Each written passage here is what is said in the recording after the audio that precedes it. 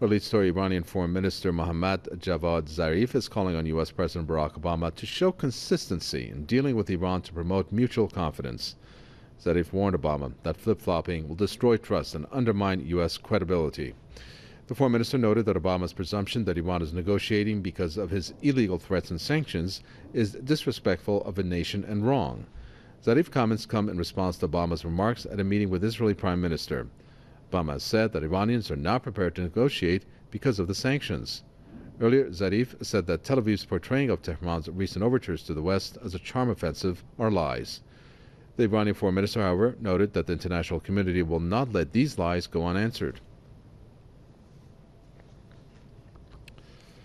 Let's see what Mohammad Marandi thinks. He's a professor at the University of Tehran who joins us on the phone. Mohammad Marandi, everything seems to have been going somewhat okay. And then you have the Israeli Prime Minister go to Washington, and then the statements coming from the U.S. President Obama. Is Obama showing one face to the Israeli Prime Minister and another to Iran? Yes, I think that is definitely the case, and I think it was also very much expected.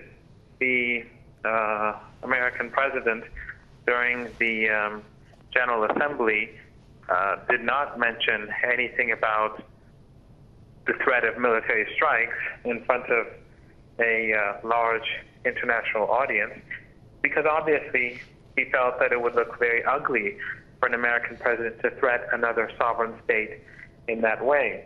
Yet, especially after Syria, the United States is so much under the influence of the Israeli regime that the U.S. president feels that he has an obligation to threaten a nation and to threaten people with death and destruction in order to appease the Zionist lobby and the Israeli prime minister. But I think what this does is that it makes it much more difficult for the Iranian side to trust the United States, because the American president's words lose value. Well, and that's the whole thing. If Iran's foreign minister has come out saying what he has in his statements, then the big question is, which direction is the U.S. going with Iran? When you don't have the Israel prime minister in the picture, it seems like that could be the case. But then, of course, the statement's coming with the presence of the Israeli prime minister. So, which direction is the U.S. going to take with Iran? Well, I think the United States is misleading itself into thinking that Iran is speaking from a position of weakness. The United States constantly tries to say that President Rouhani came into power as a result of sanctions, and it shows that sanctions are working, and the Iranians are weak, and the Iranians are ready to give concessions and perhaps ultimately submit. And this is definitely not the case. The Iranians are not going to give up their sovereign rights.